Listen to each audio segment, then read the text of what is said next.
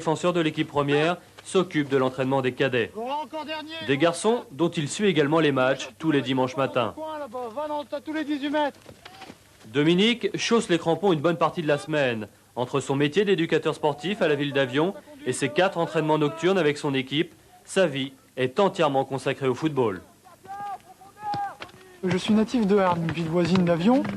Ma mère est concierge du terrain de football, donc j'étais à pratiquement à 5 mètres du premier terrain de foot. J'étais dans le stade, donc j'ai toujours connu le football et puis ça reste encore maintenant. Dominique Delattre sur la pelouse d'Avion, c'était le 23 janvier contre Lons-le-Saunier en Coupe de France. La rencontre de la qualification historique pour les 16e de finale. Comme les autres, le défenseur avait fait preuve d'un beau tempérament. Les Parisiens sont prévenus. Ça va être dur pour Dominique face à Ginola? Oh, pas trop. Vu que mon entraîneur il court assez vite, Ginola aussi vite, donc ça va être un match serré pour mon entraîneur. C'est un bon entraîneur, il est sympa. Il est sympa. Ton pronostic pour le match? Je sais pas, j'espère qu'ils vont marquer au moins un but. Je pense 3-1, 4-1 peut-être, des choses comme ça.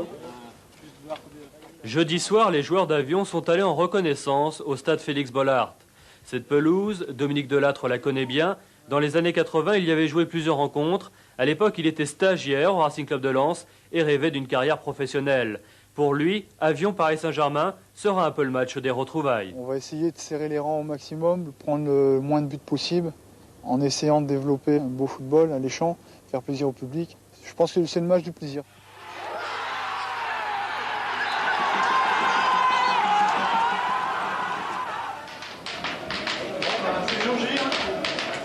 Dominique Delattre dans le souterrain de Félix Bollaert à quelques minutes du coup d'envoi.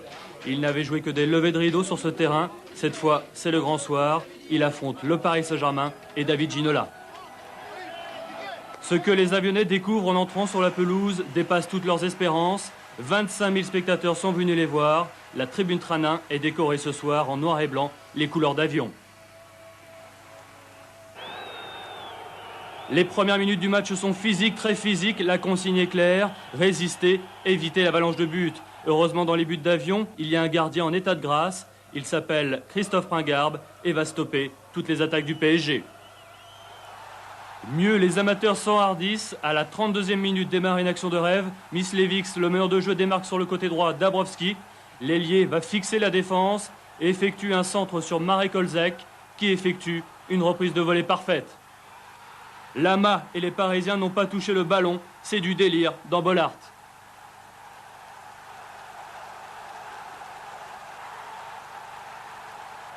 À la reprise, ce sont des Parisiens remontés qui reviennent sur le terrain. Arthur Georges a fait rentrer Georges Weah en disgrâce ces dernières semaines. Sur son aile, Ginola fait le maximum. Le Guen centre sur Daniel Bravo. Un but partout. Paris Saint-Germain croit avoir maté les Avionnais, mais il faudra attendre les prolongations.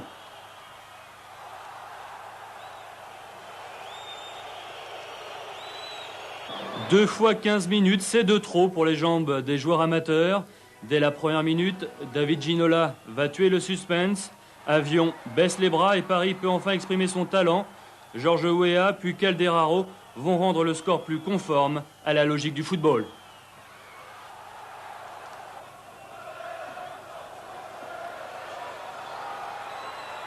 Avion succombe avec les honneurs 4-1 devant le leader incontesté de la division 1, ses internationaux français et ses vedettes brésiliennes.